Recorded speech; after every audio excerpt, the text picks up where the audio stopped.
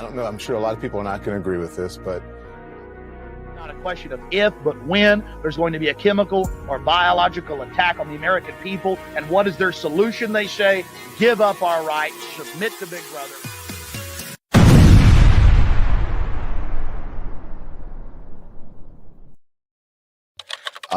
Don't get the vaccine, you can't go to the supermarket. Don't have the vaccine, you don't show it, you can't go to the ball game. Don't have the vaccine, you can't go to work. Don't have the vaccine, can't come here. No shirt, no shoes, no service.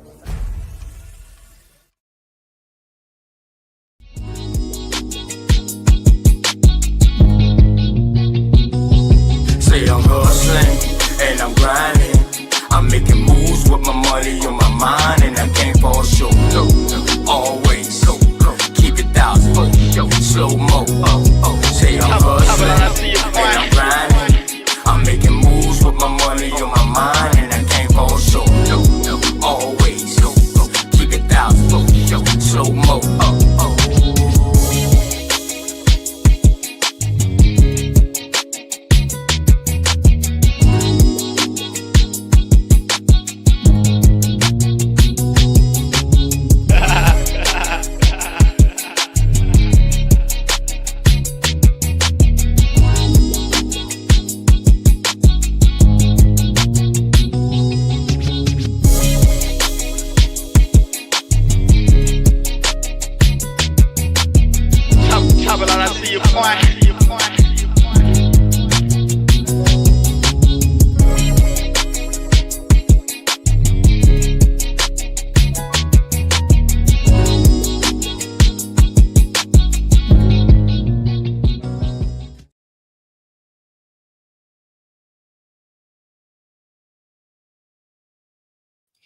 Peace, peace, peace. Hang on, y'all. Give me 2 seconds.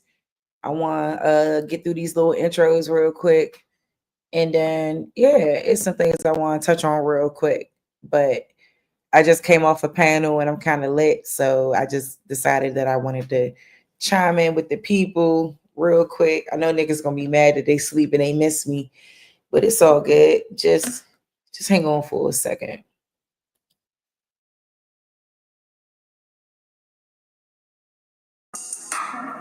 Father Ray, Reed Youngin. Come on, man. Fuck a Pan-African, fuck a Pan-African, fuck a Pan-African, fuck a Pan-African. Hey, the niggas trash like some ooh. Try to get back to them slave hoes. Hey, hey, hey. Try to get back to them slave hoes. Hey, hey. Fucking slave narrative, they phone it. I had this nigga named Toby and he owe me. When the plot crop and the stock drop on top, them niggas going. Sold to the bitter cotton pickers, them my niggas. I'ma come down, feed them chitlins and them gizzards. Nigga, I'm the mister, I whip you, I kill you. In the big house, go down with your sister. Send it back to you, then I send for your mother. Y'all niggas look out, I'ma work it like no other. Make you pick cotton till the sun come and touch you. Till your damn hands and feet and foot all bust up. Look me in my eyes, I'ma backhand the buck up. Nah. Shout out to Grandma Foo. Why you... Hold the fuck up. Hold the fuck up. Who got fake hair? Who got fake hair, Ryan Lopez? My hair is real. My locks are real, baby. I don't got no weave in my hair at all. That's my real natural hair. Locks and all. Please believe.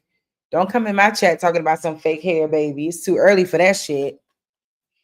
It's too motherfucking late in the night for somebody to be coming at me about some fake hair. Y'all be hating. That's my hair. So real quick, it's just something I wanted to show. As we all know, Angie Stone passed away. She passed away in an awful car accident. We all know what time it was. You know what I'm saying? Like when she started coming out and started speaking her piece, you know what I mean? It didn't cost nothing. I did my own hair like that. I have real hair, Ryan Lopez. What are you talking about? I know it's hard for y'all to believe that black women got real hair, but that's my real hair. Don't come in here disrespecting. Is you serious? You must have was sipping on some I don't know. You must have was sipping on some 211. But hold up real quick. That's my real hair, bro. What are you talking about? Ryan Lopez, I want to know what you're talking about. How you doing, Goddess Atlantean? Hey, Focus Mind, Engine number 9. What's up, y'all? You crazy. Real hair. What? What are you talking about? Make it make sense, baby. This is my hair. Wilding out. Y'all be hating on black women, so-called black women, because we got that natural shit. Wait a minute now. All right. That's crazy. And yes, her passing was very, very, very heartbreaking because Angie Stone has left a huge mark in the music industry, especially on the neo soul music scene. She was one of the pioneers of that. And she was also one of the pioneers of hip hop, believe it or not. For those who don't know, she was a part of the first female rap group called The Sequence. And they were the first female rappers who got a gold plaque. And it was for their song Funk You Up, which was sampled by Dr. Dre. And also the song was interpolated by Bruno Mars and Mark Ronson for their hit song Uptown Funk. But unfortunately, Angie Stone and her group never received any royalties or credit for that sample. And when you really dive deep into Angie's story, there were a lot of situations where she didn't get the credit she deserved. And she was actually really cheated out of a lot of money from her label. She was signed to Arista Records. Clive Davis signed her, and she was cheated out of money from Arista and UMG. And you know, UMG is currently going through a legal battle with Drake right now. So the fact that Angie was gearing up to sue the label says a lot. I mean, there's some crooked stuff going on over there. A lot of my publishing, a lot of my royalties, my mechanicals, they have all pretty much been stolen. Where are my royalties going? Because I'm not getting this. Come to find out, Universal Music has been receiving all my royalties, all my mechanicals, but they have taken all the monies that were due to me, people that were working on my behalf, never even registered the songs. All the songs that I've done, I'm only coming to find out they were not properly registered by the companies that I signed over to. So I am truly a walking testimony that God has carried me all this time, because if you only knew how much money they have taken from me, how much they have stolen from me, monies that I'm supposed to be, I should have been able to retire 20 years ago with the money I've made, supposedly. But there are key people that have been driving the ships. And what they've been doing is improperly representing me, improperly stealing from me, taking things in their own hand, changing and switching lanes because they knew I didn't know that part. The legal side, when you hire attorneys and managers and agents, they're supposed to make sure the gray area over there that they're in the driver's seat for, they're supposed to make sure you're taken care of. So I'm just here to let you know, one way or the other, Universal Music, you're going to have to give up my coins. I mean, when you sit back and think Bruno Mars, Dr. Dre, when you think about all these people that have sampled music, if they're filthy rich on it, what's our problem? And that's why I'm telling on Universal and all the people that y'all work with me, y'all know who you are. You've been spotted. You've been seen. Your worth is useless to me now because I've seen the data. That's all I'm going to say. I got a team of people, a diesel crew, that's really trying to help me navigate things. And if I never get it, at least you heard it from me, because I don't know what they might do to keep from paying me all the money they owe me. That was kind of eerie when she said that. She said, I don't know what they're going to do to keep from paying me all the money they owe me. Fast forward to now, she passed away tragically, and she was the only one in her vehicle who passed away. I don't want to be a conspiracy theorist, but I wouldn't blame anybody for thinking this whole thing kind of feels sacrificial. You know what I mean? And what's interesting is Angie said that she was facing spiritual attacks. She actually had a blood infection where she was really fighting for her life, literally. I knew it was an attack. I knew it was a spiritual attack on me. However, I was treated and God healed me. He cleared up. They cleared up the blood infection. Now that Angie Stone has unfortunately passed away, hopefully her children are able to take on her fight to get what's rightfully owed to her, because this whole situation about UMG stealing from her has blown up. And now people are watching UMG and seeing how will they handle this. Will they give Angie her just due? I think Angie deserves her just due. It's unfortunate because she has dealt with a lot in the industry, and I will touch on that, but I do want to go down her list of accomplishments too, because she had a lot. She was a part of the first female rap group called The Sequence. She was also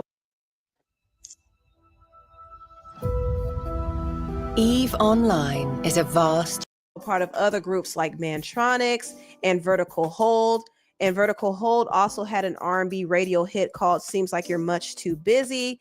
Then she went on to be a songwriter for the labels, and then she was a solo artist. She was one of the pioneers of neo soul. She recorded 11 studio albums. She had hit songs like I Wish I Didn't Miss You, No More Rain, Brother, I Want to Thank You. She worked with legends like Prince and Lenny Kravitz. She actually played saxophone for Lenny. And also she helped write and do vocal production on D'Angelo's albums, Brown Sugar and Voodoo, which were some very, very important albums for the neo soul movement. And they opened up the doors for other neo soul artists like Erykah Badu, Jill Scott, Maxwell. And what's interesting is after Angie completed her work on D'Angelo's Brown Sugar album, Maxwell's team reached out to Angie because they wanted her to give him a similar sound. When Maxwell was first trying to do music, he sounded more like Michael Jackson, but then his team realized that, wait a minute, this whole neo soul sound is the new wave. Let's go with this. And they wanted to recruit Angie Stone to do it, but Angie didn't want to because she didn't want to betray her man at the time, D'Angelo, and also she was drained from working on his album. But it came to show you that Angie had what people were looking for. She had the ear. She was a songwriter. She was a vocal producer. So people recruited her, and she actually played a really important role in a lot of people's careers. She played a big role in Erykah Badu's career. Her team actually helped push Erykah Badu. And not only that, she played a major role in Lyfe Jennings' career because he was an unknown artist looking for an opportunity, and Angie gave it to him. She actually allowed him to open up for her on her and Anthony Hamilton's tour, and she even cut her set 15 minutes short so that he could get a chance to perform. So she did a lot of stuff like that. And also, believe it or not, she actually helped Mariah Carey get signed. Now, Mariah was singing background for the artist Brenda K. Starr, and Brenda played Mariah's demo for a small label executive named Arthur Baker. And Arthur listened to the demo and asked Angie Stone whether or not he should sign her or should a major label sign her. And Angie said, let a major label handle this talent. And so that's what he did. He knew Tommy Mottola, and when Tommy heard Mariah, he signed her, and the rest was history. But Angie Stone was one of those people who played a role in that. Little did Mariah Carey know that everything was hanging on the hinges of this little black big lip girl here. Arthur Baker trusted my opinion enough to, number one, run it past my ears, and number two, ask my opinion on whether she should go to a major label or stay on an independent label. So, like I said, a secret that you didn't have to know, but she never knew. I never told her. Shout out to Brenda K. Starr for bringing Mariah Carey's tape to Arthur Baker. Shout out to Angie Stone for giving her the thumbs up way back when. Angie's role in the industry wasn't even always music related. She sometimes helped people spiritually. In the early 90s, P. Diddy got into some serious trouble for overbooking this college event, which resulted in a stampede that claimed the lives of 9 people. And he was responsible for it, and he was getting threats about it. And he asked Angie Stone to pray for him. I just happened to be in the studio this particular day. And because he never, ever really bothered with me or spoke to me in that fashion, I wasn't a part of Uptown. I was just at MCA. On this particular day, I was coming off the elevator. I will never forget it as long as I live. And Puffy came to me, first time, speaking to me as a decent human being. And he said, "Hey, Miss Stone." I said, "Yeah, what's up?" He said, "How are you?" I said, "I'm fine. I'm shocked you speaking to me." He said, "Miss Stone, would you please pray with me?" I said, "Well, of course." When he asked me to pray with him, I believe at that moment Puffy was terrified for his life. I think that he was afraid because all of the things that had gone out and about that party, they were singling him out, and I don't think that he thought he was going to survive it. And I was just happy that whenever he didn't speak to me, I knew he couldn't see me. But on this day, he saw the God in me, which was so not about me, but it was so about the spirit that I carried. I thought that was a rather interesting story, but Angie had other accomplishments. She actually sang the theme song for the hit sitcom Girlfriends. She also acted in a few movies. She acted in The Hot Chick. She also acted in Fighting Temptations alongside Beyonce and Cuba Gooding Jr. And she went on to do reality TV. She was most notably a part of R&B Divas, but that reality show was very, very messy. And Angie Stone actually had to walk away because her fiance, Ashanti Graves, was cheating on her with one of the producers on the show. We became like catfight divas. Yeah. And that was something that I didn't sign up for. The people, the powers that be, were so messy. I found out someone in the production team was dating my then fiance. Girl, listen. I Right. still can't get Stone over putting that that there was a motherfucking person on the production hold team. on. Like, Angie Stone putting that motherfucking cougar cootie cut on these men, okay? Putting that motherfucking throw on their ass, and they loving her, okay? Rest in peace to Angie Stone. You know, I hate what happened, and I heard about it, you know, and I was extremely perplexed around her situation because I find it odd that she's the only one who ended up passing away in this particular accident, and it almost seems calculated. It almost seems as if, you know, people were coming for her.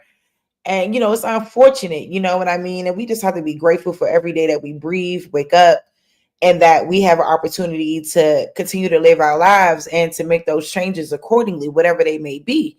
You know what I mean? And like, obviously, this woman has had such a historical impact, like not only on our community, but as a woman in the music industry, being part of one of the first hip hop groups, and you know, obviously catapulting neo soul and catapulting so many artists, and her opinion and her career, her musicality being so valuable to the industry. You know, I hate that this happened. This was really some devastating news, y'all, for real. how was she doing? Was she manipulating like schedules and whatnot so she could go slide into your man? Booking secret hotel rooms. What? I know because they were all on my text messages when she thought she was texting his phone. It was really my business phone. Because you're the boss lady. That whole R&B diva scandal wasn't the only drama that Angie had to deal with. She had to deal with a lot of drama regarding her relationship with D'Angelo. And yeah, her relationship with Great ideas can come from anywhere. With Angie and D'Angelo's relationship was scrutinized heavily because she not only was older than him, but some people felt like she wasn't attractive enough to be with him.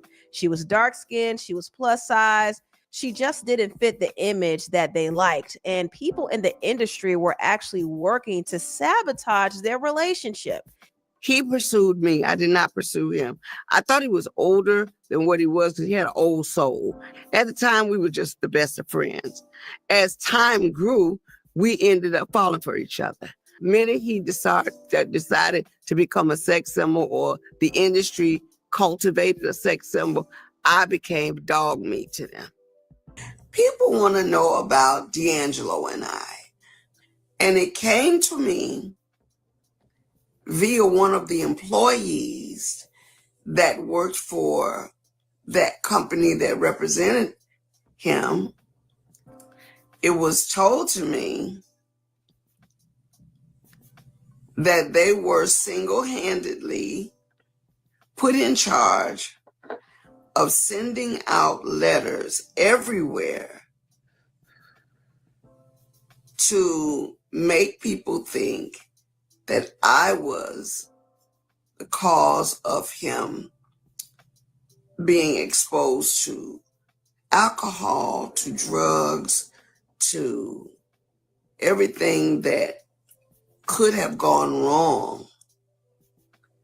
And that person knew that it was all fabricated. So the person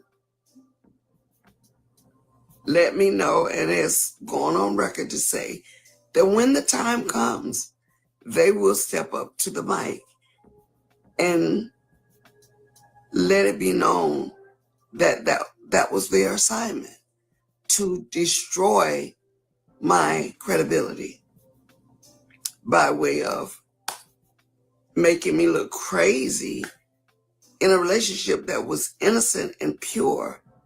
There was a lot of damage done to Angie's career behind her relationship with D'Angelo. People wanted to ruin that connection so bad, and they wanted to ruin her so bad that it did affect her standing in the industry at one point. She also faced jealousy from other women. She actually did an interview, and this female reporter literally told her to her face that she was sleeping with her man. It was really, really wild. But Angie Stone and D'Angelo had a bitter fallout professionally when people started crediting Angie for D'Angelo's success. She was the only one who could really get him to sit down and finish his albums. But once Angie started getting credit for her contributions to D'Angelo's music, he became very prideful and bitter about it, and he grew to resent Angie. Everybody and their mama wish Angie and Stone and D'Angelo would get back together and work again. His pride as a man would not allow him to do that because he doesn't want to share the credit. After all of that, their professional relationship was never the same, and their personal relationship was never the same either. They shared a son together, but D'Angelo wasn't exactly the most agreeable co-parent. The public relationship that Angie had with D'Angelo was pretty traumatizing, to the point that she really didn't want to be in a similar situation like that ever again. Even when the heartthrob actor Idris Elba tried to date her, she wouldn't do it. Idris and I were like sister and brother. We both had the same manager. And, you know, the little crushing here and there. He was smitten with me, I think, because I wasn't pushing up on him like that. I just couldn't do it. And so I had heard many stories where he had told people, I know he'd been looking for me, told people he was really digging me, and I won't give him the time of the day. But I wanted to keep my friend. And in order to do that, I knew I couldn't cross lines because I really valued the friendship. I had already had a high profile relationship with D. And so I really didn't want another one. And I just didn't want to be hated by the world anymore. So I'm like, nah, I'm good. Angie also had other disappointments in the industry. She expressed her disappointment when Mary J. Blige took two of the records she did with D'Angelo, one called Every Day and another one called Die, which Mary renamed Paradise. When I wrote Every Day, it was my song, always my song. D'Angelo and I had written a song for me, a project I was working on for me. We also had written a song called Die, which she calls Paradise. Now, mind you, they went and put Every Day out with her singing on top of me, left all my vocals in. They did the same thing with her version of Die. It's called Paradise. And they took the song without permission and released it to the internet. The ultimate disrespect. The label called me up, her label called me up maybe 3 years ago and say, hey, we got this version. Did you know that the Mary J. Blige version of Every Day, such and such and such, I won't go into the details. And I'm like, yeah, are we still there? They got a whole label copy that they actually released and tried to get money for. That's when I got tight. I got tight because I'm like, you don't do that. Don't. Why would you take mine? Why would you take from me? You don't have to. You are a megastar. You are a multimillionaire. You have everything and everyone in your corner. Not to mention, in the very beginning when no one was believing in you, I stood there. I believed in Mary J. Blige. I took Mary J. Blige to my house after her managers begged me to coach her. Angie also talked about how some people in the industry wanted her sauce. They had Jill Scott copying her. Most people have no clue that in 2025, there's a hidden law that allows any American to launch their credit scores. Her style. Jill Scott. But lo and behold, I would eventually find out that she was basically shadowing me, following just what was going on with me because they were getting ready for her to drop her project. And her team, not Jill, but her team, wanted all of the people that did my hair, my makeup, and styled me. They wanted my team to work for Jill Scott because they wanted the same attention. That's the part that made me go, We were both scheduled to perform at an award ceremony. I walked out on stage with a tie-dye dress on, and Jill walked out from the other side of the stage with the exact same dress on. I was like, oh my God. Jill Scott also took the role that Angie Stone was supposed to play, and it was in the show The Number One Ladies Detective Agency. This wasn't Jill's fault, though. It was Angie's team that fumbled her acting opportunities. Yes, I was almost chosen for that show. At the time, Idris Elba was a part of the show, and Idris called me up. He said, sis, he said, who's representing you? He said, the only reason you didn't get the job is because your team misrepresented you. He said, Jill had just come off of a movie and he recommended they give it to her, not knowing I had auditioned and that they had chose me. It was at that point that I had to go and reevaluate my team. I won't call their name, but they dropped the ball. Instead of really pursuing for me and fighting for me, they were so busy trying to get in everybody else's hair. Angie not only had to deal with her team fumbling her acting career, but also she had to deal with the disappointment regarding her image. For a long time, Angie Stone got criticism over her weight. And I'm in the dark. That was what they did because I was overweight and they didn't want anybody to know how overweight I was. So they shadowed me in the dark. So all you saw was my face. That was an attempt to cover me so that it wouldn't hurt the sales. Why did you leave Clive Davis to begin with? I think I was rubbed the wrong way when I found out I didn't make the Oprah show because of my weight. Oprah Winfrey did a big special on Neo Soul, and every artist was on there from Jill Scott to India Arie. I think Alicia was on there for Falling. And I was the only artist that was not on there. Well, you have to know that it devastated me when my manager at the time was Breon Prescott, and he turned around and told me, Angie, Clive wouldn't let you go because of your weight. He didn't want you to be on there because he felt like you were too big. The whole weight situation wasn't the only reason why Angie wanted to leave Clive and Arista Records. She also wanted to leave because she felt like D'Angelo's team was affecting her standing on the label.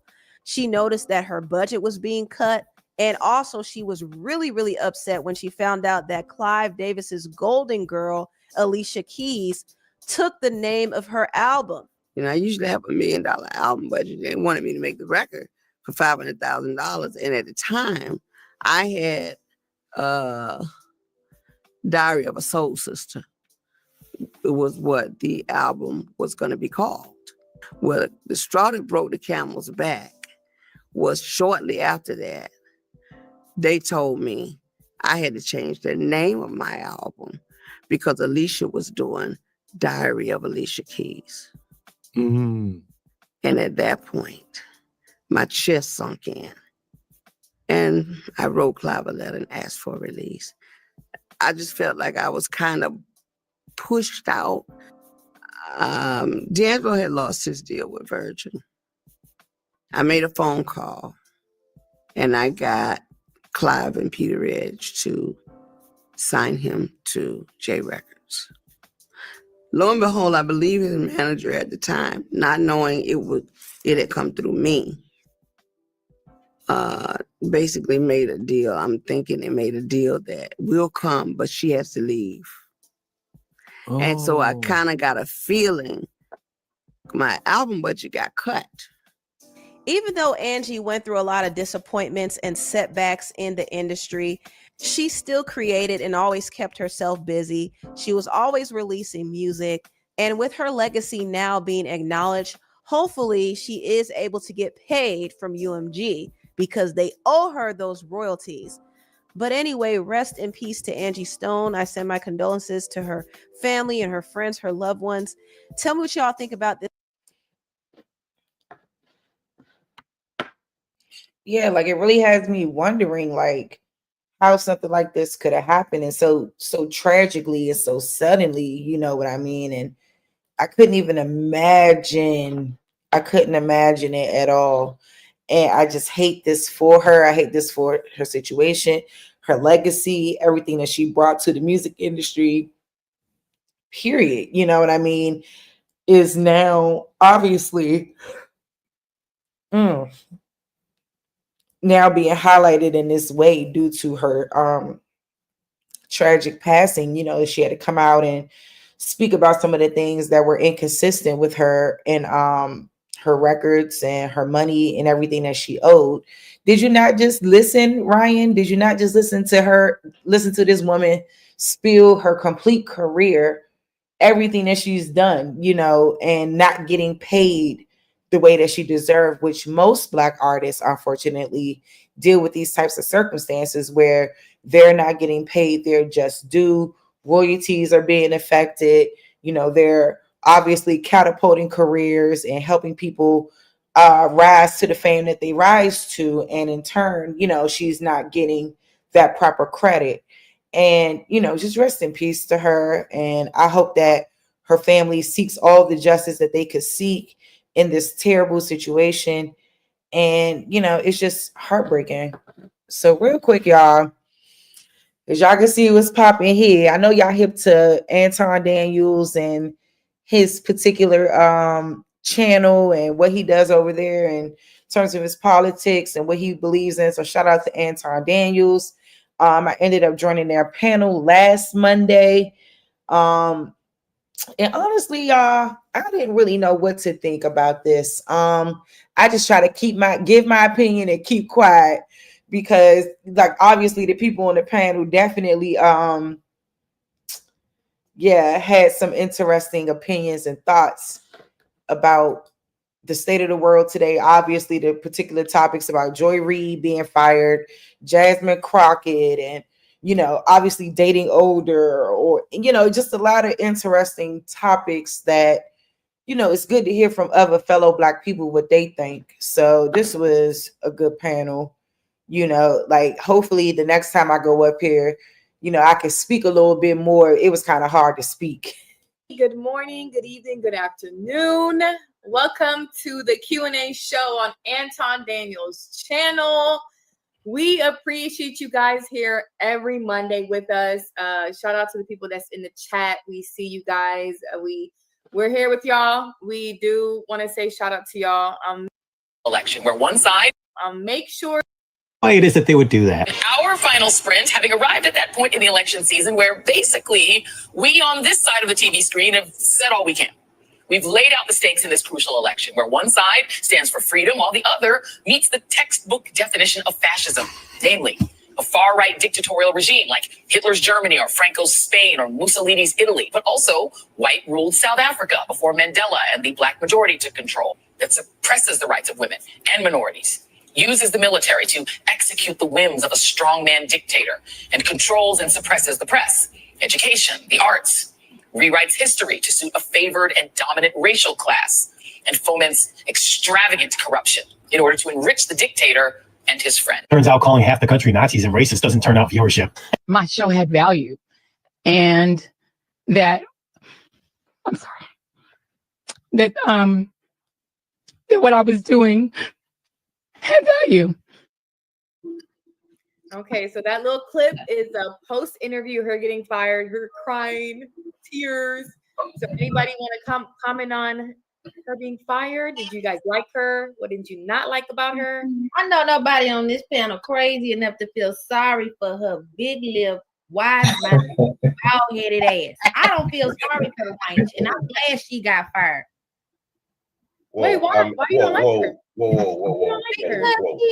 Anytime I see her, I don't watch the show, but I've seen enough to where she just uses her platform to just spew the just dumbest things that come to her mind. The last time I heard her say something talking about white tears, and then here she comes with her nigga tears, just like, are we supposed to feel sorry for that heifer? I don't, and I hope nobody else does neither.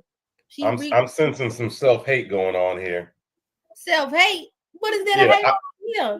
So, I mean, look, man, if you want to criticize her show, that's one thing, but I don't see how a Black woman with big lips herself gonna come up here talking about another woman. Are you trying to say that she got big lips because she Black? I'm referring to her lips being big because she fat. I'm just saying, I don't know why your criticism of her started out immediately about how it's just, I don't think it's necessary. I think, quite frankly, if you want to criticize the show, then okay, right? I mean, the show they're replacing it with is actually, I think, better and more entertaining. I prefer the show with Simone and Michael Steele. I actually do. So I'm not really mad at. Here's another how-to video. If your dreams are bigger than your fun. Y'all probably didn't even get a chance to see this. I'm just trying to figure out why your first comment was about how she looked. For what? Because I don't like how she looked. I don't like what she say. I don't like how she said. I don't like how she treated her guests. But you don't watch the show. One-sided. She uses her platform to just be stupid. But you said you don't watch the show. About her looks, but let's not say I'm talking about her looks because she's Black.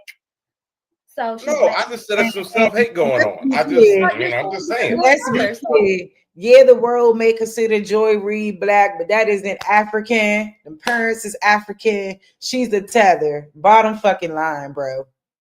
And to me, a lot of Joy Reid's rhetoric was definitely borderline racist. Like, seriously, like, I don't know. I just wasn't feeling it. And if the numbers ain't numbering Babu, like, if people not watching your show, then what do you expect? So if it's self-hate, then what do we have in common? To where man, you made two comments.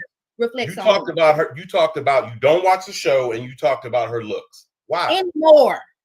Okay. I don't care if you don't like it, Mr. Patrick. I don't have to like it. No one has to like. I'm just saying, you know, it doesn't really make sense. So wait. So let me back up for a minute. You're saying that looks don't matter when it comes to national television? No, that's not what I said. What I said was her criticism. No. So the chat. I'm not asking chat. Do y'all feel like looks matter when it comes to national television? Do it feel like it matters how you look when you're on public platforms and, you know, speaking to people and being, if you will, a public figure? Do your looks matter? You know, you can put your comments in the chat. I'm asking you your thoughts.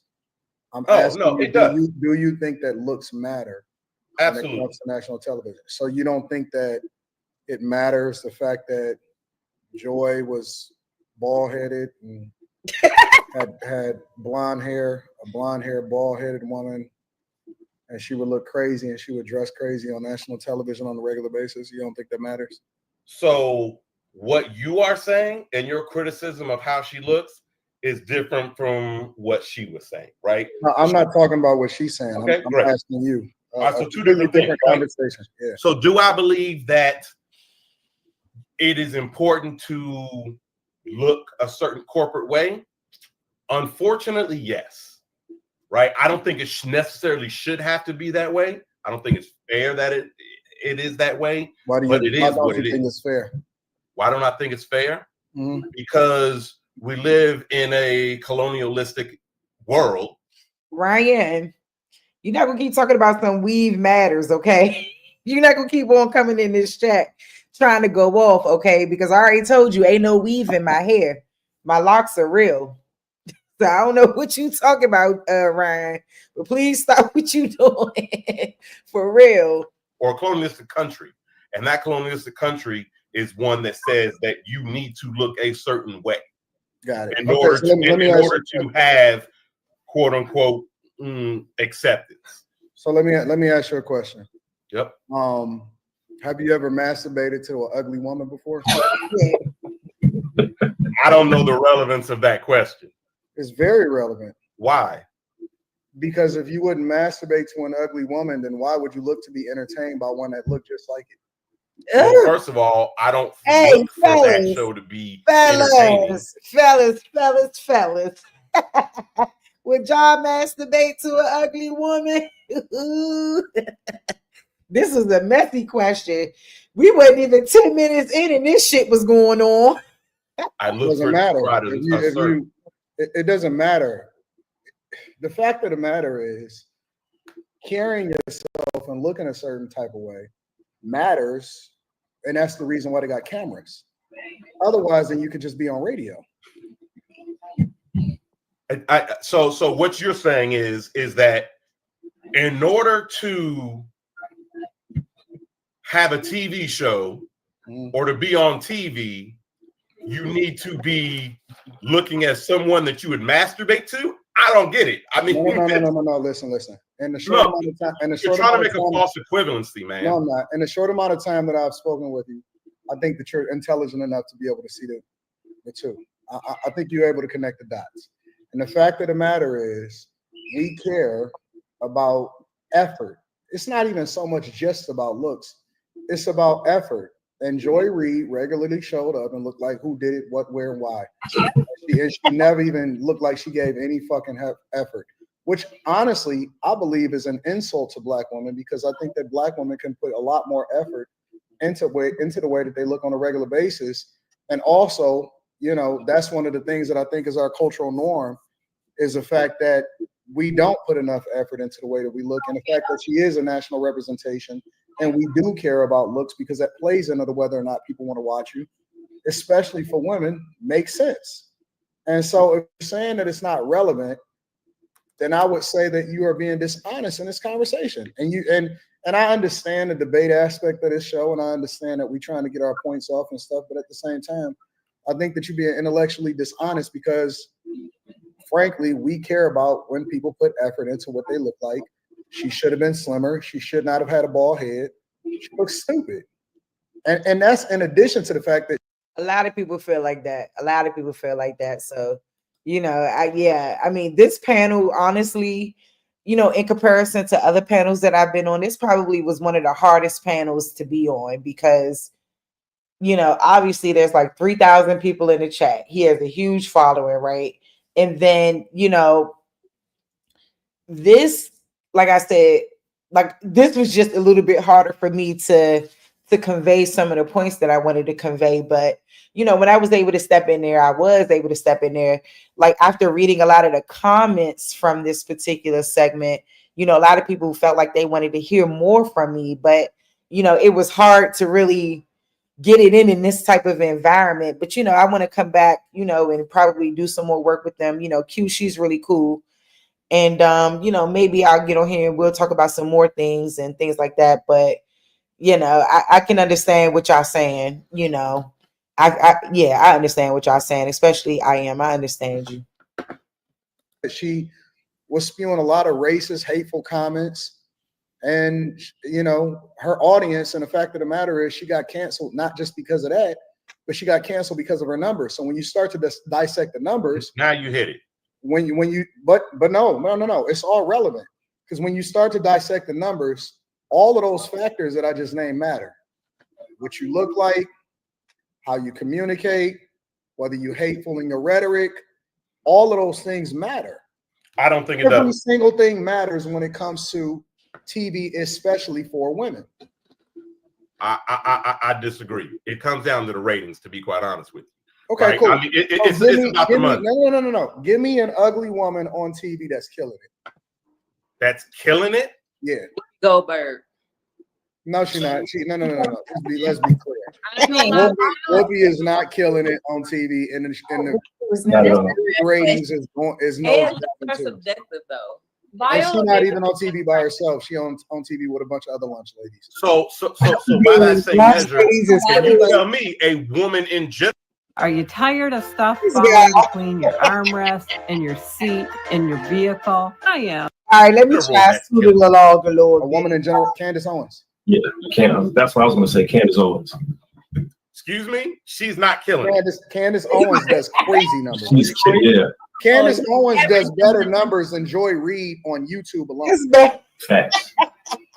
And she just got remonetized. Listen, you can feel some type of way about it, but we're talking about data. We're talking about statistics. So you turning your nose up at a fact, not an opinion. I'm not turning my nose up. I'm just telling you, like, for example, Candace Owens doesn't show up anywhere on any of my things. Now, she may be doing certain things on YouTube. Go and look at the numbers. Okay, no. So, but there's two different numbers, right? So you're comparing YouTube and you're comparing cable. I'm comparing viewership.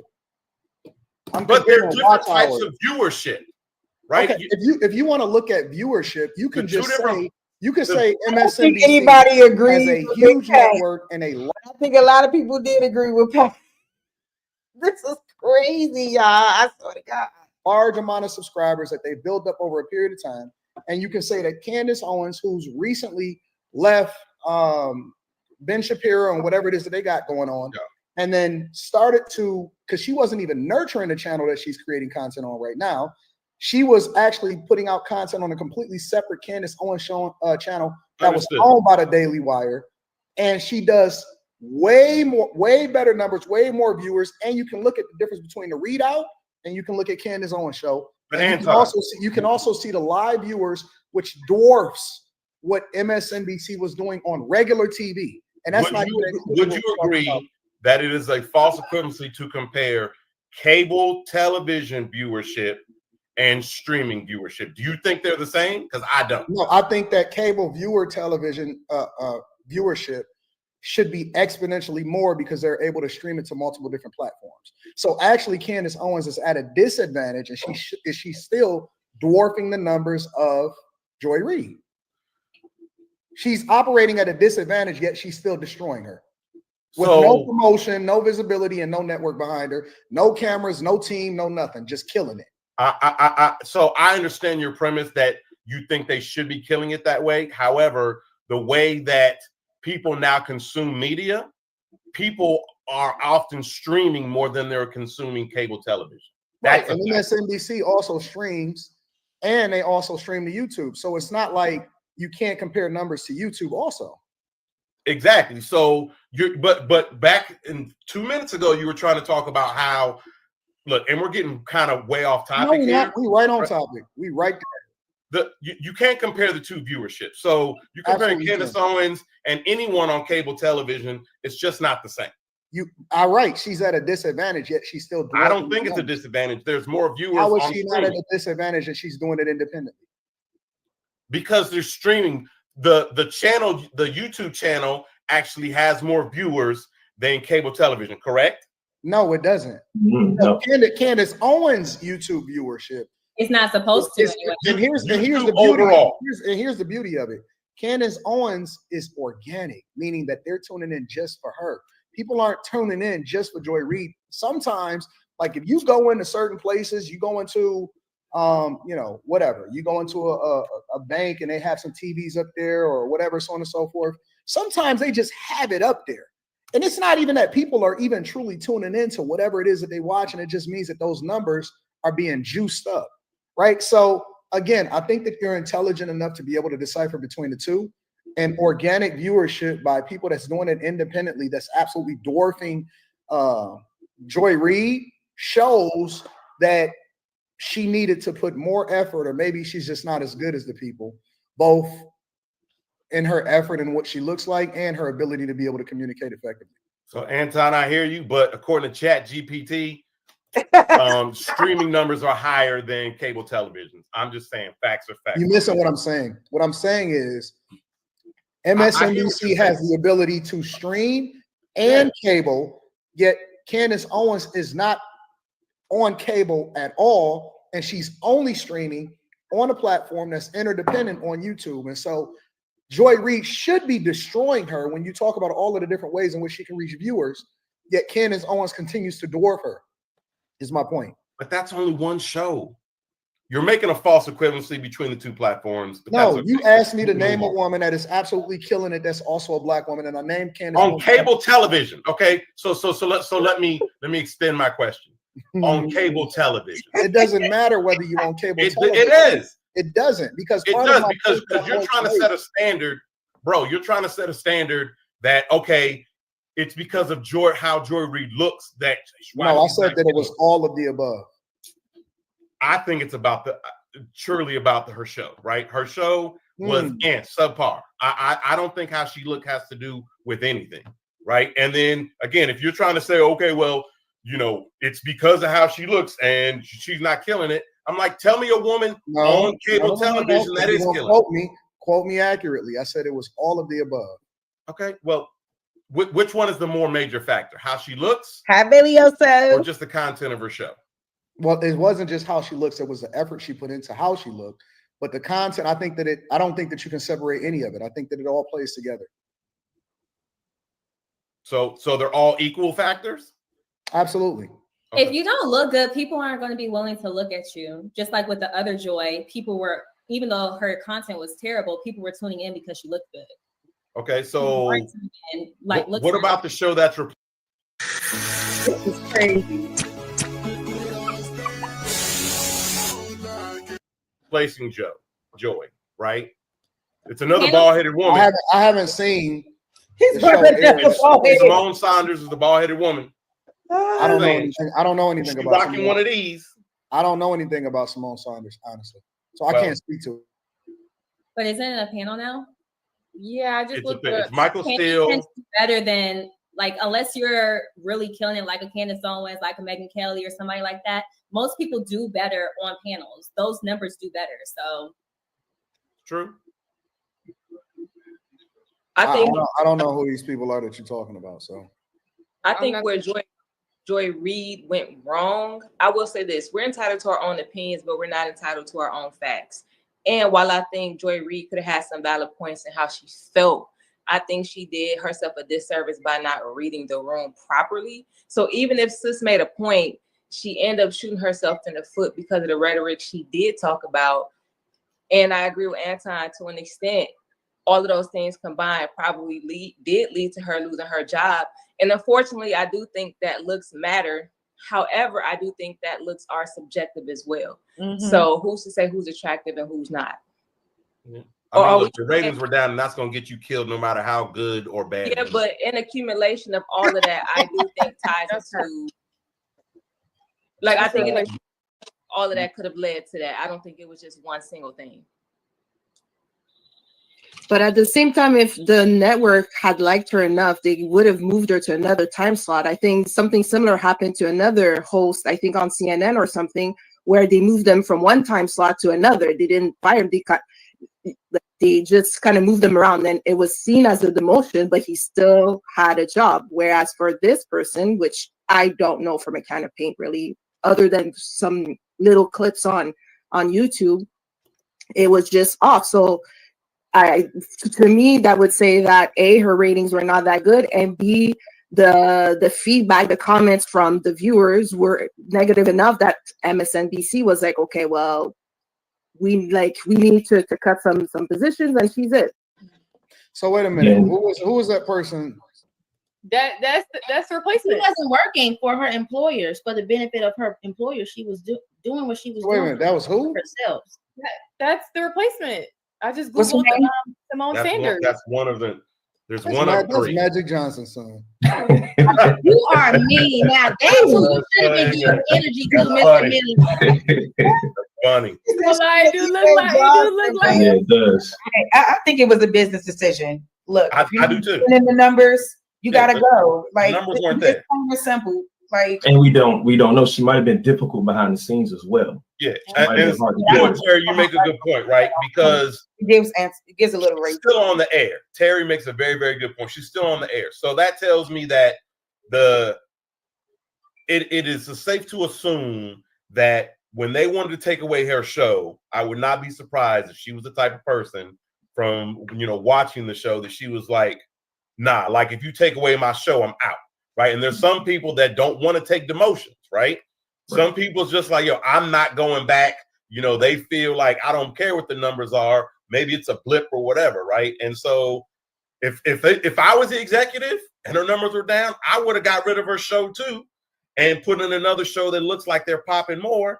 And if you don't like it, then hey, you can take this demotion. You can take the door. Quick question, Right. Sheree. You said that you think that it's racism. How is it? No, I don't know. I don't think that it's racism what they did to her. I think she's like borderline racist a little bit. So I kind of don't really care about her rhetoric as much, and I don't see her as really like a fit to do this type of work. Maybe she should go into something else and maybe choose another career path. If the numbers aren't numbering, bye, baby. That's just how I see it. But can black people be racist though? Yeah. Yes. Can black Absolutely. people be racist? Or Because black I'm people- racist. I think prejudice. Black people ain't organized to act Black people racist. can be All right, let's stop it right Prejudice. here. Let's stop it right here, real quick, before I let them go on. Do y'all feel like black people or so-called black Americans can be racist? Put a 1 in the chat for yes, a 2 for no, because I think this part of the conversation is where it kind of went a little left. Because see, my comment was not racist but prejudice. But when I said that her commentary was a little borderline racist, I meant in terms of the idea that everything is this white supremacist situation or what have you, versus just really speaking on the issue at hand. I could tell like her rhetoric just was not properly thought out or aligned with the climate or maybe even the crowd that she was speaking to a lot of times, because it was always this thing about white this or but I think people forgot that this woman is African.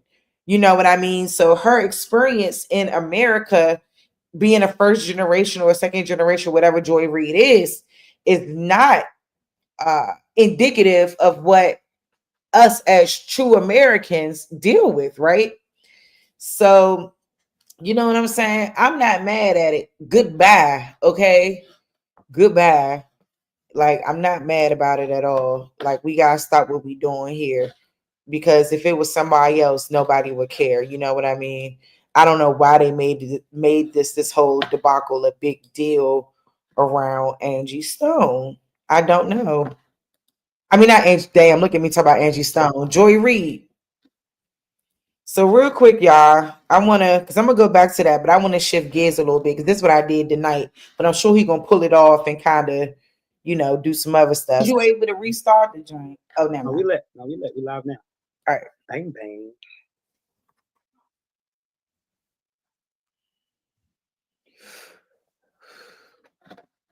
Hold up, y'all. Shit. All right, I'm gonna go back to this in a minute. Hold up. I'm gonna kind of switch back and forth between the two, because this was interesting too. What they had to say. No, Black people can be racist. Y'all try to change the definition to include we don't have power. And Thank you. Not the definition. It's the term. No, Black people can be racist as hell.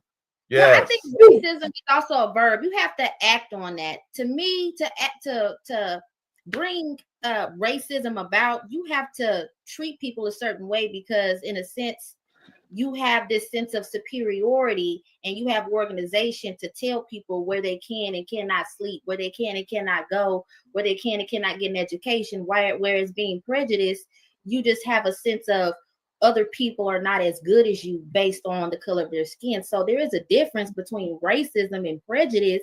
But as far as Black no, people, there's not. No, there's not. I don't think Like, so. yo, can we just read? Can we read? Look, the definition of racism is characterized by or showing prejudice, discrimination, or antagonism against a person based on their racial ethnicity.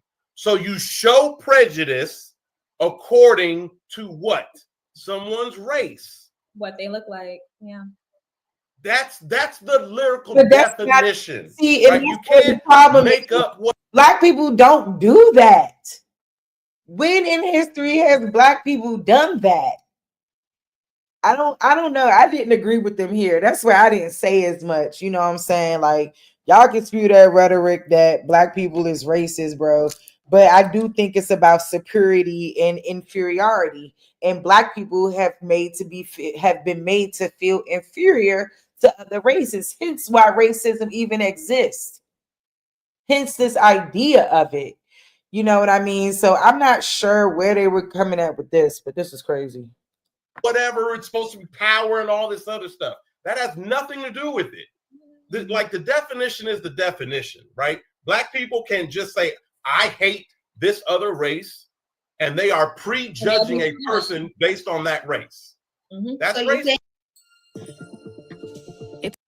But it's according to their skin tone.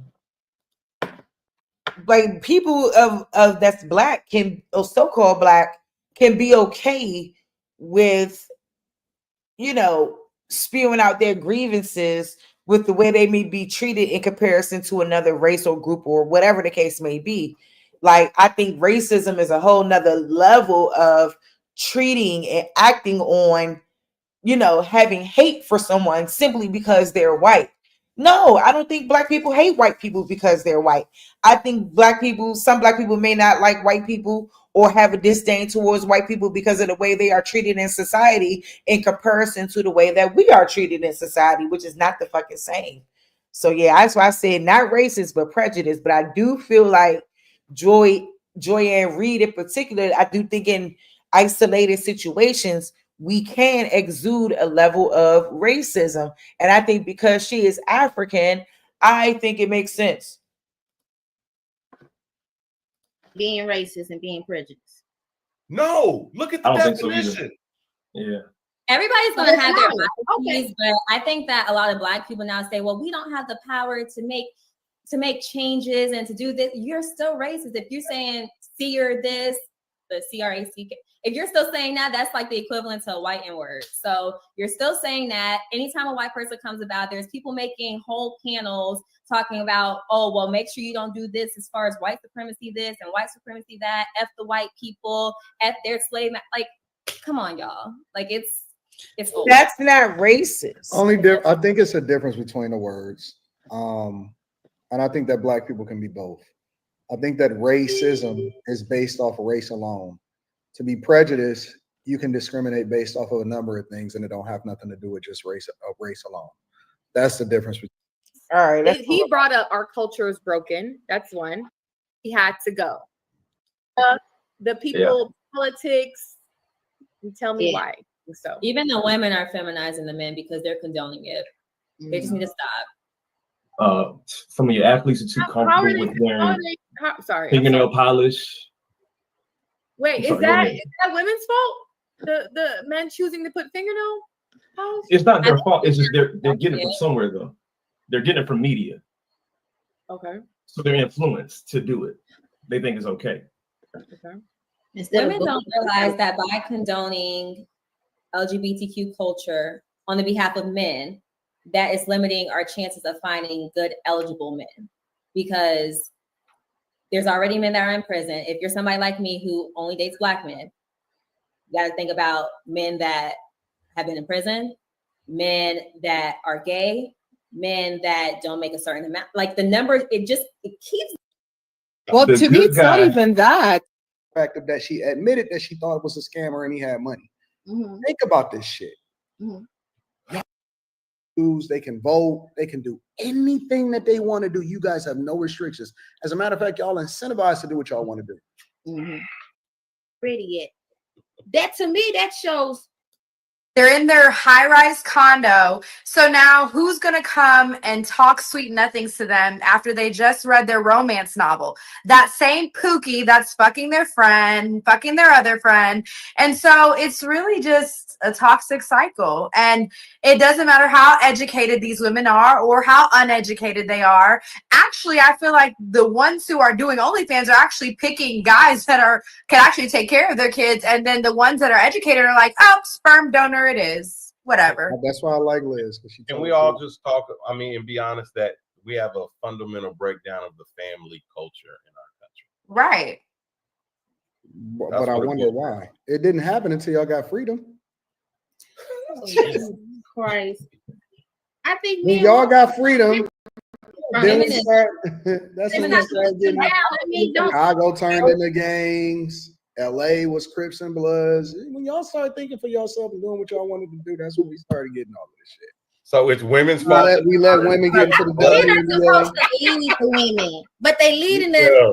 They leading us when to where we gave y'all freedom. And I can't tell where I was. I can't tell where I was talking. This was kind of difficult, y'all. I'm not going to even lie.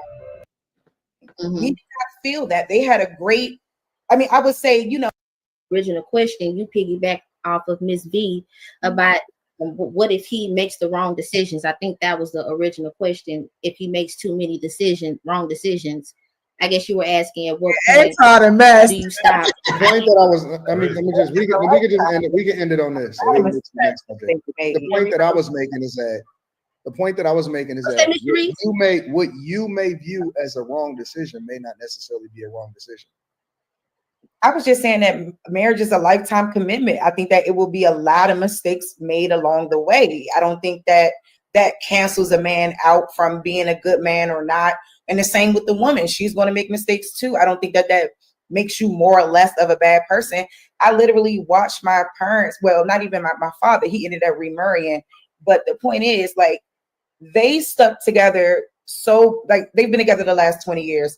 They've stuck together so well. To the point where if we were struggling in our household, we did not know as children, as teenagers. We did not feel any of the brunts of their relationship because they wanted to make sure that our upbringing was a good upbringing. We did not feel that. They had a great, I would say, even if they argued, they never did any of that in front of us. We didn't see any of that. I saw my father being a man, going out here every day, handling his responsibilities, taking care of me and my sister and her children as well. And that's just what he was. He watched his father do it. And that was the example of the man that I know and love to death, my own father. I think it's give and take. He even tells me too, he said, I don't let her think she run everything. I let her do a little bit, but he said, but this is my castle. He makes it very clear. That's how it should be. No, that's how it should be. Where you from, Sharice? I'm from DC. I knew it. I could tell that accent. He said Murray.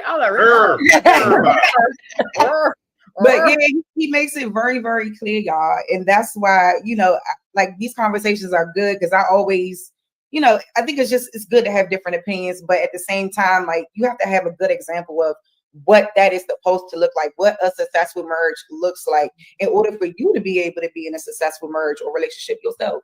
I agree. I definitely agree with that. All right, let me get to the super chats. Hey, Anton, did you talk about the 70 Christians? I was trying to keep a neutral level here, man, because man, Anton something else, Mo. I want to go back up there though and get more of a voice because this shit was wild. Welcome back to the Sice Room with DMV culture, politics, and hip hop collab.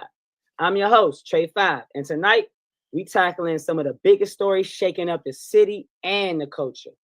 First, we got to talk about what went down February 28th on the blackout that had folks scrambling, asking questions, and looking for answers.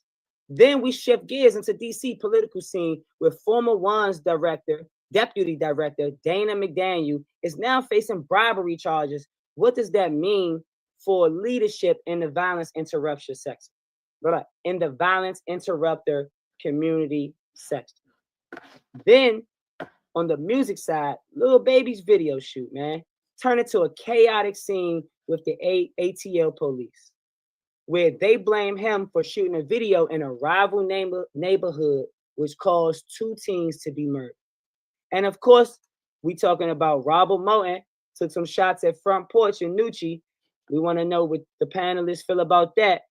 And last but not least, we got bipartisan breakdown. We're going to talk about these government layoffs. We're going to talk about Trump and J.D. Vance meeting with Zelensky and how the American people feel about that. And last but not least, we're going to finish it with the Sice report, where we detail who the panelists are voting for and who the panelists feel like should be in a race, shouldn't be in a race, why, and what's coming up next in Prince George's County. Stick with us. Time to turn up in the Sice Room.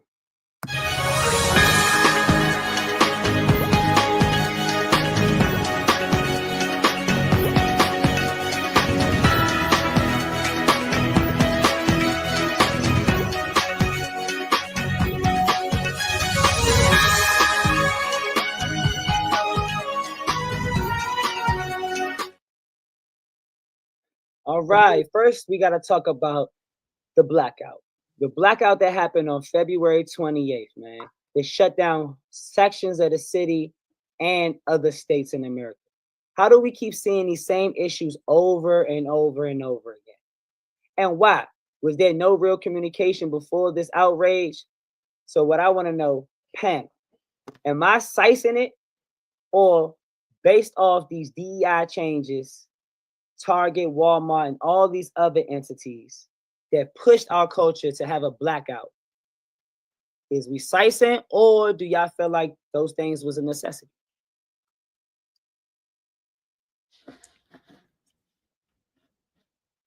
You muted, brother. 1 second.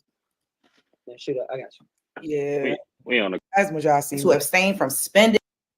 So honestly, like, to be honest, it felt somewhat odd to me. I'm like, a single day of economic resistance is unlikely to make a huge impact on these large corporations. It seems like we often find ourselves embroiled in unnecessary political battles that don't lead to real change. I believe that Black Americans need to redirect our energy towards more sustained efforts. Like, the reality is that one day boycott did not create a major economic impact, as people quickly return to shopping at the same retailers the following day or week. For a boycott to really be effective, it requires consistency and a willingness to truly sacrifice. When I think of a boycott, I envision a commitment to abstain from spending for an extended period, like 30 days or more, where we refrain from dining out, going to bars or clubs, and participating in the system in any way. This means sitting outside and collectively demanding the changes we seek from our government. Ultimately, meaningful economic impact will only come when we commit to this level of resistance and solidarity. So, like, that's my opinion on it. That's how I see it. It's cute for one day or whatever, but it's a more effective when we do it for multiple days, when we stop all participation and we really get into the fold of what it really means to boycott. Otherwise, it's like, what's the reason? Is this just for some type of attention or clout or show? Or is this really to push or catapult so-called Black Americans forward? So that's my opinion on it. Nah, you said some stuff right there. And I definitely agree with what you said. A lot of the union workers, they definitely do a lot in getting wages pushed for certain communities. But I do agree with you. I agree that we do need to shift our focus, and we do. If we are gonna take a stand, let's like take a real stand. You know, let's actually, if we want to really improve something, it takes us, but it's going to be it has to be a collective effort, you know. And it's Definitely got to be. You know what I'm saying? Like one day is not going to hit their pockets, but like I was saying, 30, 40 days will hit their pockets. That's totally different. You know what I mean? Like it's just bankrupt some stuff that long. I seen a perspective say that a lot of people went to these stores and racked up on their goods, but then didn't participate on the 28th and felt like that was, a part of the cause, when economically a lot of people was opposing, saying that you are still a part of the, the problem. Exactly. Because they get their money. I think too, right? A lot of times when we push messages, we think that everybody is on board with what we're on board with. And a lot of times that's not true. It's like everybody comes from different walks of life. Everybody are in different type of situations, whether it's financial, whether it's generational, whether it's where you live at, your zip code. So some people may be like, why y'all doing that? That is like stupid, And other people may be like, look, we sending a message. Me, I'm more so along the lines of, I don't want to get your name wrong. It's Sharice. Yeah, I'm more along the lines of sending a real message, because other than that, it just looks like attention.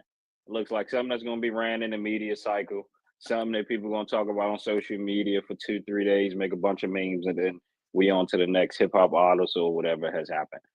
When in reality, it's real families out here suffering. It's real people out here working 13, 14-hour shifts and still can't pay their rent, still can't pay their mortgage, working 2 and 3 jobs. And it's like, we still seeing the prices go up. So it's like, yeah, I'm more along the lines with Sharice, man. If we're going to do something, let's really, really do something. I had an idea, right? And I was just like, man, you know how many black businesses, and it don't even got to be black businesses. It could be any business that we choose. But since we are African American on here, let's talk about black businesses. Y'all see that face? Every time talking about some African American, nigga, what? Because whatever you out here is more than likely a black product or a black company that provides that. Even down to the cell phone. People don't want to get figure wireless. They want to get iPhones and stuff. But it's like at the end of the day, if all black people transferred over to there, he would have the capital to create the greatest phone. But it's like we so used to what we used to that it's hard to transition to something. It's hard to take a gamble on something when it's not really a gamble, because we know the economic power black people have in this country. We are definitely the consumers, and we definitely can make a change. They target everything to us, So it's like even down to the clothes. It's like, man, we make things popular. I would argue if we know, though. You said you would argue if I will argue if we know. I believe, not believe, but I believe. I think we believe that we are that, but I feel like if we knew that for a fact, we would move way different as a culture. We wouldn't still move as consumers. It's like there's no way our culture believe that we are the innovators and we are the creators, but yet we are still the consumers. Mm-hmm. I've seen from the city, right? Small perspective. There's a reason why I even have a clothing line.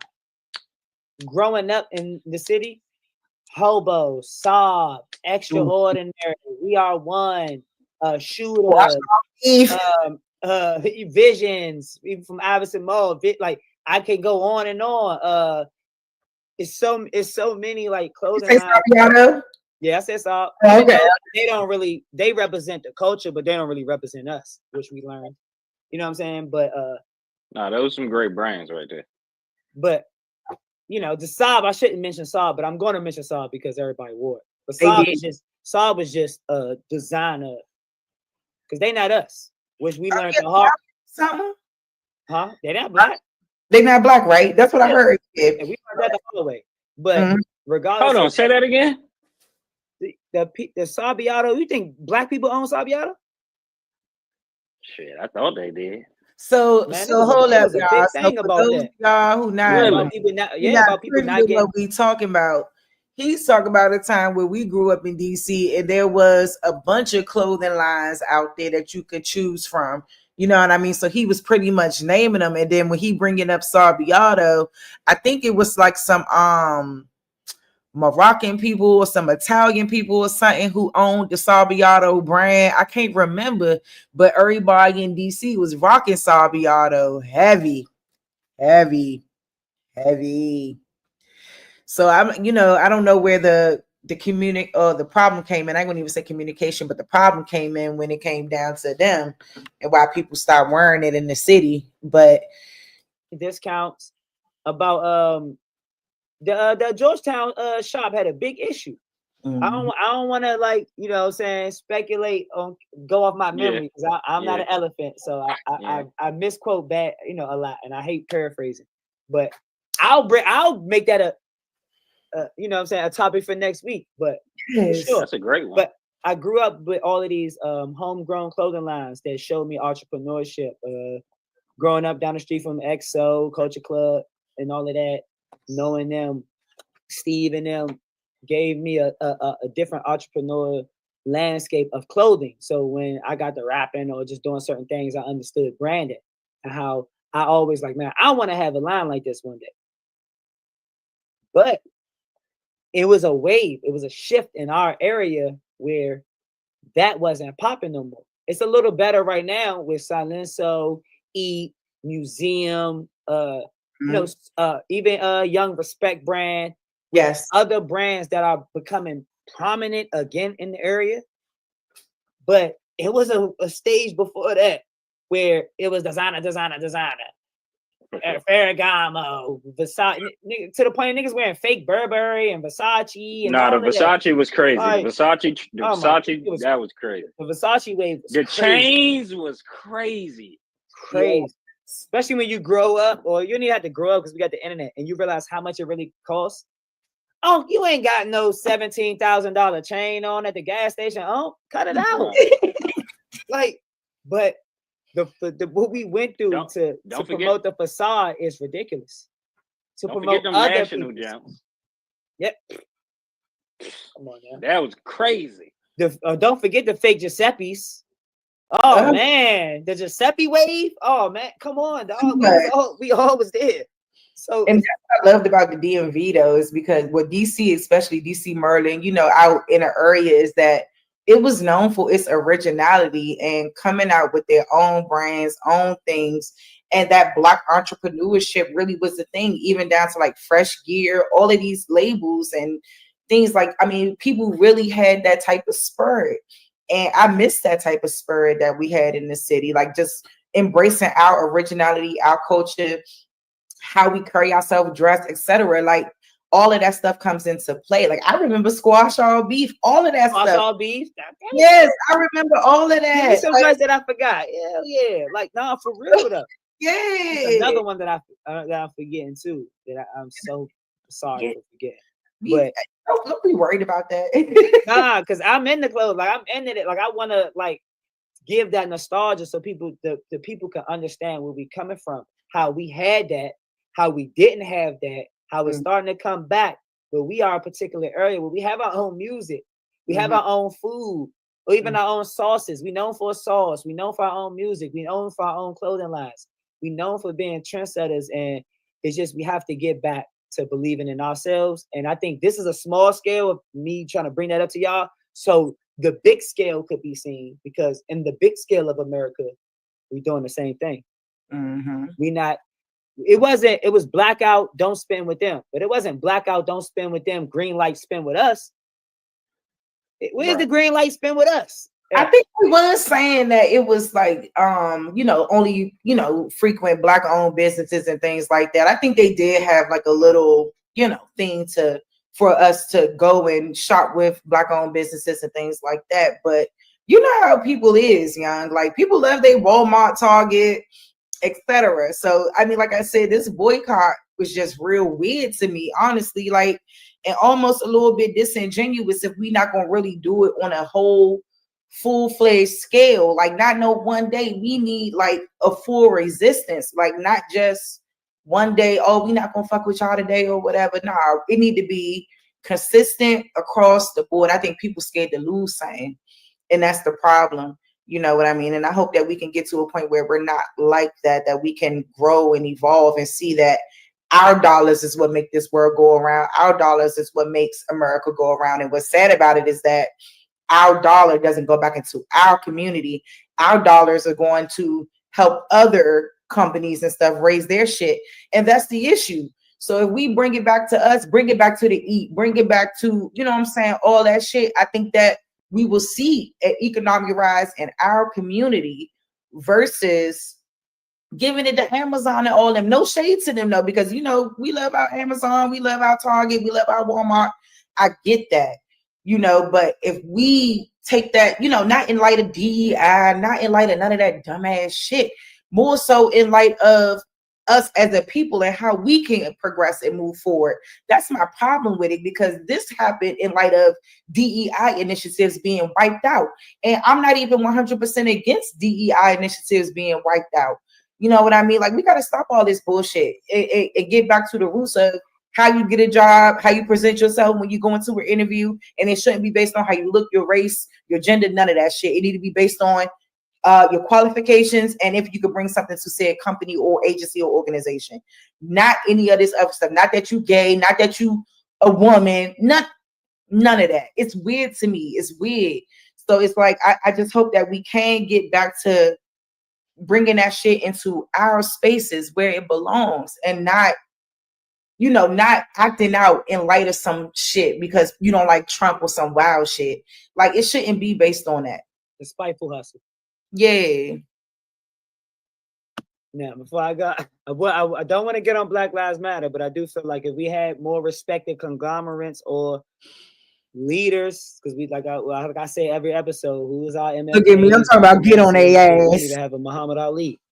So I think once we be able to, grassroots organically grow these type of people, I think more respectable movements may be able to be alive. All right, now Dana McDaniel's bribery charges.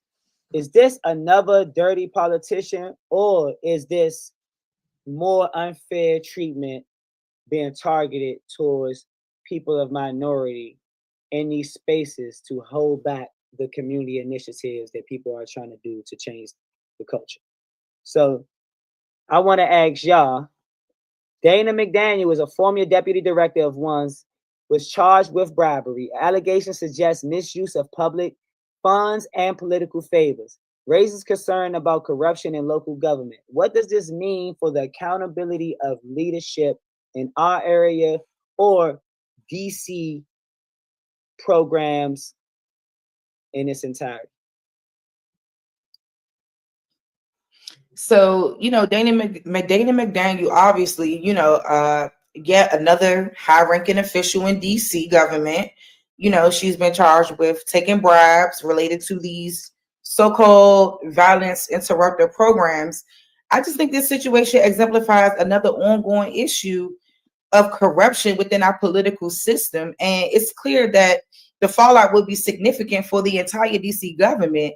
It appears that she and Trayon White, they find themselves in a similar situation, right?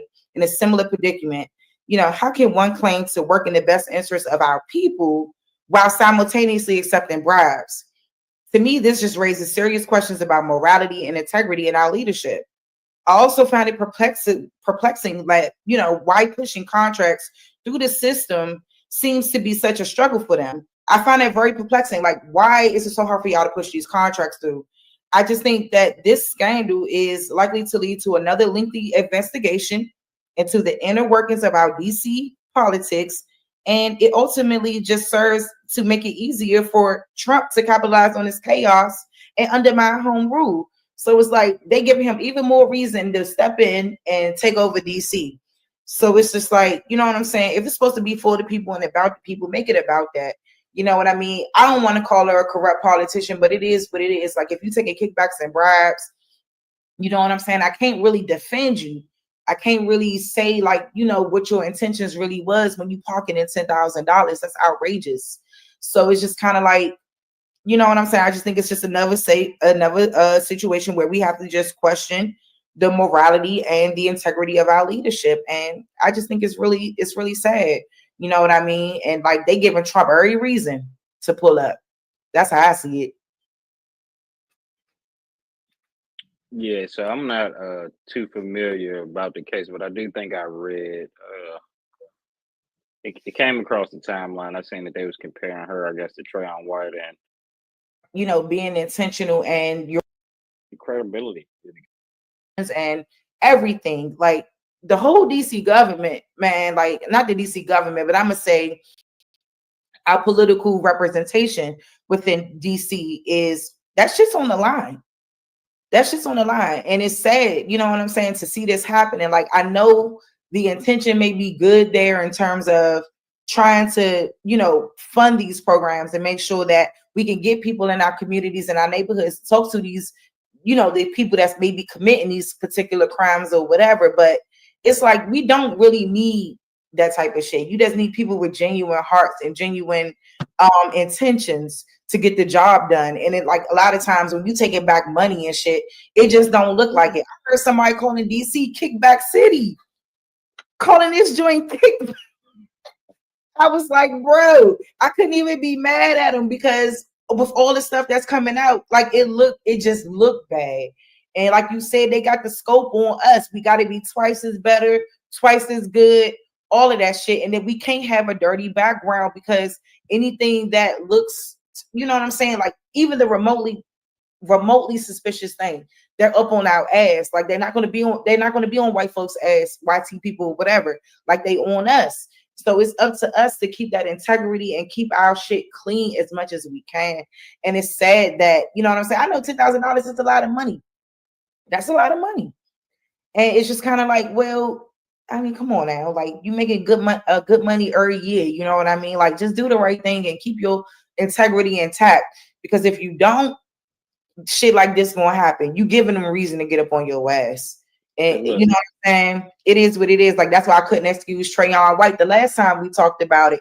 I kept it real. I'm like, look, you can't accept kickbacks and think that in some way that's benefiting us as a people. No, that's benefiting him as an individual. That's benefiting her as an individual. To push a contract through, push the contract through. And if you can't find another way to push the contract through, like, but don't. I don't know. I just don't, like I said, the integrity is just compromised, man. The city look bad politically right now. And that's the biggest thing. So like, I mean, I understand what you're saying, Devin, and I don't disagree. You know, I just think that it's sad, you know, because I want to see us in political positions. I want to see us doing the right thing. I want to see us, you know, prospering and seeing our communities thrive and prosper. And we stopping this violence because this violence is a huge plague in our city. It is. And in PG County too, Virginia too, the same way. It's all a conglomerate. And we got to find a way to not be enticed by little small amount of money. You know what I'm saying? She was in charge of the Office of Safety and Neighborhood Engagement, if I'm not mistaken, or the Office of Neighborhood Safety Engagement from 2020 to 2023. And I think she ended up going over to the DOES, Department of Employment Services. So yeah, now she's no longer working for DC government at all. And it's just like, for what though? You know, your reputation is not worth it. Yeah, because it's like that $10,000, all that work she done put in since her professional career. Yep. Of one move is gone. One move. But then it make you question, was it only one move? Or was that the only move you got caught with? But then you got people asking questions that looking into your life and who you are as a person. Can I ask one question that I feel like people don't ask? What? What if these people did get overworked? And maybe the